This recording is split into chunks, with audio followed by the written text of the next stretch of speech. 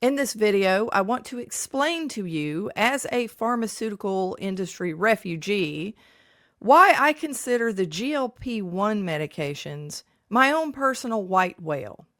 Yes, I hate them. I hate pills. Very dangerous thing, pills. Hate. I'm using the word hate here.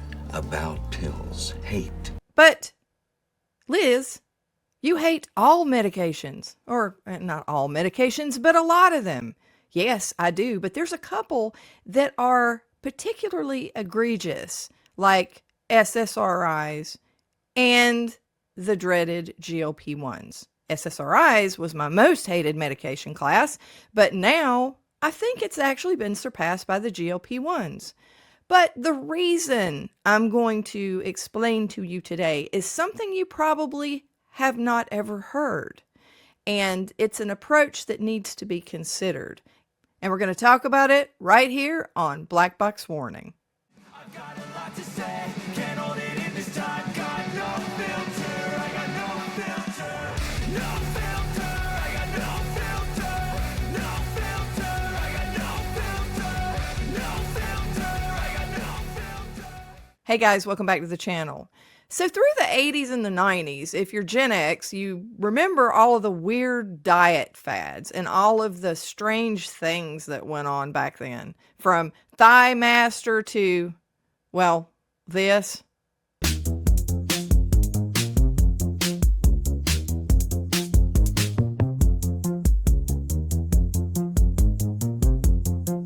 Yeah. It was a weird time. But on top of that, there were all kinds of like diet gimmicks and pills and candies and everything that you can possibly think of. In case you missed it, here's a little sampling of that. The AIDS diet plan helped me lose 28 pounds. AIDS helps control your appetite so you lose weight. Yet AIDS lets you taste, chew, and enjoy. And the appetite suppressant in AIDS is not a stimulant. AIDS helped me to lose 18 pounds, and it doesn't contain anything to make me nervous. Question: why take diet pills when you can enjoy AIDS? AIDS helps you lose weight without making you jittery. It was fantastic. In 1 week, I lost 7 pounds. 7 pounds. SlimFast is making a pledge. Give us a week, we'll take off the weight. 1 week, and the weight was gone. The SlimFast plan can live up to its pledge because each shake is a delicious, nutritious, low-calorie meal. Have 1 shake for breakfast, 1 shake for lunch, then eat a sensible dinner. The SlimFast pledge. Give us a week, we'll take off the weight. With Dexatrim, I lost all the weight I wanted to lose without feeling hungry. People are writing us about the Dexatrim diet plan, a remarkable time-release way to lose weight. Just 1 capsule can help curb your appetite during meals and in between for up to 12 full hours. Thanks to Dexatrim, I've lost weight, and I feel better about myself. Proven effective in 7 years of clinical testing. Try Dexatrim, the time-release way to lose weight. What? I'm not cheating. Jenny lets me have chicken fettuccine, even cakes. And I've lost over 60 pounds. Get 6 weeks for just $36 plus the cost of food. Call 1-800-JENNY20 today. And it's called Jenny yet?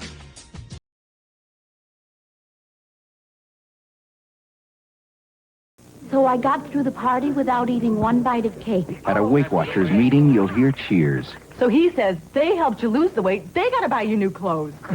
You'll hear laughter. Instead of trays in front of the TV, dinner could be a... You'll change your attitude about food. I didn't know I'd be able to eat so many different things.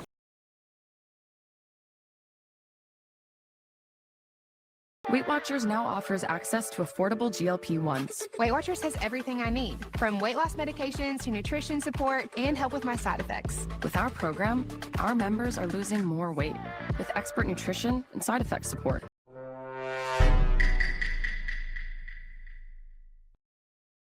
Weight Watchers prescribing GLP-1 medications, it's been life-changing. Better results. Expert support. Lose more weight. Make it last. Get started for as low as $25 at WeightWatchers.com/TV. So over the years, what is apparent is that people were always desperate, completely desperate to lose weight. This desperation surpassed all survival instincts in a lot of cases. People were literally starving themselves, and they still do to this day. So, one thing about weight loss and trying to achieve this, I don't know, this idyllic size, this Hollywood thinness, that desperation is what is dangerous about all of the different diet fads. I remember growing up seeing people struggle with all these diets and struggle with all the weight gain, and nothing seemed to work. And a lot of these people were so desperate, they would have donated a kidney if somebody would have given them a magic pill to just make all the weight go away, because that's all they cared about. They didn't even care about their health that much. They just wanted to look aesthetically a certain way. They wanted to have that Hollywood appearance. So that is where the danger lies. Let me give you an example of this. Do you know what a helminth is? A helminth is a parasitic worm. Do you ever remember growing up hearing your mom say that you eat like you have a tapeworm?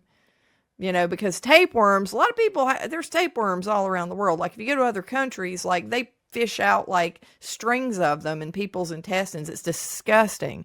But these people are like starved because these parasites are eating everything. So it's a pretty desperate condition. It's terrible. But did you know that people are so desperate to lose weight that they actually do eat parasites sometimes? Now, this practice is largely not a thing anymore, but there are pockets of the universe where people are actually doing this. They're that desperate, they'll try anything. So this is the AI overview I got on this, just kind of checking up to see how many people are actually doing this. And it says, while there is no official consensus for the number of people currently using the tapeworm diet, as the practice is illegal in the United States and many other countries. However, recent reports and anecdotal data suggest it remains a niche but persistent extreme weight loss method. One report in early 2025 suggests that as many as 1 in 40 women have tried the tapeworm diet at some point in their lives, though this figure often refers to historical attempts or modern dares rather than sustained usage. Modern resurgence. Interest in the diet has seen a slight uptick due to the high cost of weight loss drugs like Ozempic, leading to some desperate individuals, there's that word desperate again, to seek cheaper extreme alternatives.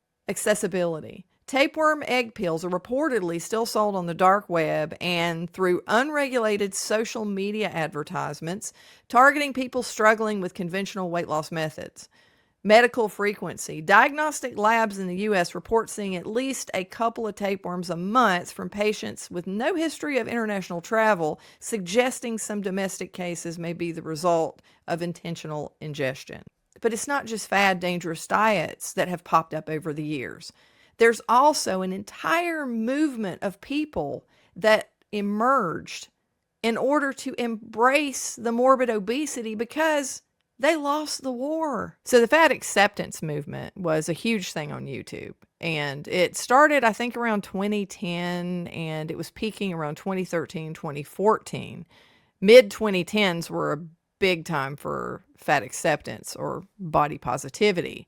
You would see people on magazines that you did not normally see there, where you had super thin models. Now you had like super mega plus size women who were suffering from morbid obesity on the front of magazine covers, which was very different. However, the fat acceptance movement kind of died out partially because many of the creators actually died from pushing this movement. They were doing mukbangs, things like that, which were extremely unhealthy. This is now, if you don't know what a mukbang is, it's actually where people just eat on camera and they eat excessive amounts of food.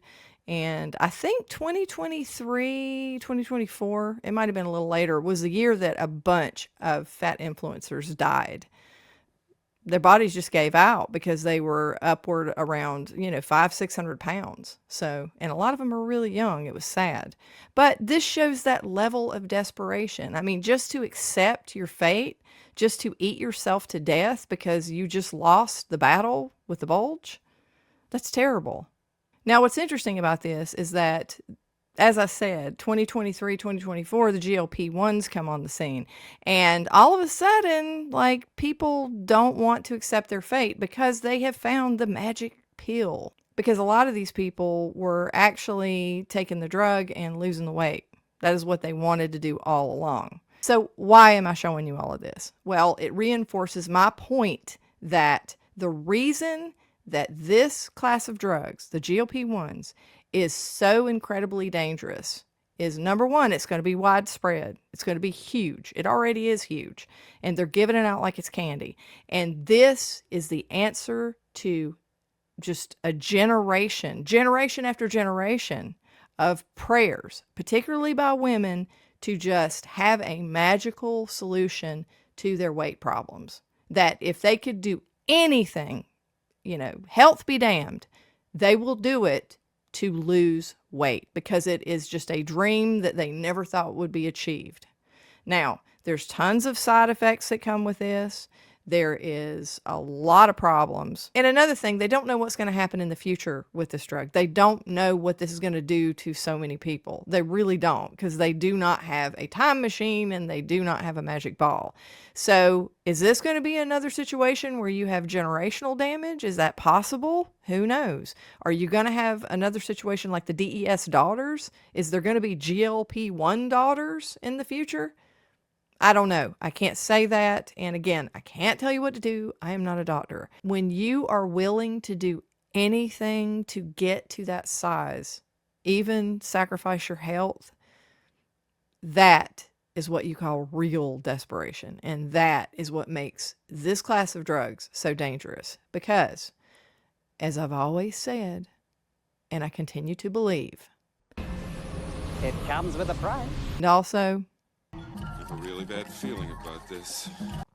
so one thing I want to make clear is that when it comes to the whole fat acceptance thing, and I'm talking about morbid obesity and the people who suffer from it, I have a lot of compassion for these people. I feel very bad for their situation because, number one, part of the reason that they're in the position that they're in is because of the food supply. It is easily making people severely morbidly obese because the food itself is engineered to make you addicted to it. That's half the battle. But there's also the emotional side, is that we eat for entertainment. We are gluttonous as a nation, and we've been raised to be that way. So, I mean, it's easy to lose the war when it comes to this kind of stuff. So, I don't want it to look like I'm like picking on these people because I'm not. I was 100 pounds overweight. I used to be skinny my entire life. I never had to worry about it. But then mid-40s, I started to gain weight. I gained 100 pounds. And at that point in time, I would have done anything to get rid of the weight. I would have taken a magic solution. I would have taken a drug, even though it may hurt me physically in the future. I would have taken that chance just to get the weight off. I was that desperate. Now, what ended up happening to me, and I'll just let you know how the story ended, is that I went on the carnivore diet. And I did it because I had about 8 different medical conditions, and I was hoping to solve that. Worked like a charm, and I lost 100 pounds. And I've never been happier. I've been on carnivore for 3.5 years. But that's just my story. But going back to the whole desperation angle, this is the reason that I believe historically, this is going to be one of the biggest mistakes. This class of drugs is going to be one of the biggest mistakes that we've ever made in the pharmaceutical industry, because I believe it's going to cause so many long-term problems.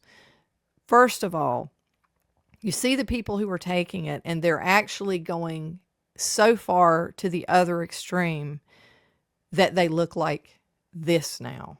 Yeah, that's it. How did I do? Yeah. And you've got a lot of Jack Skellingtons running around, and they look very sick.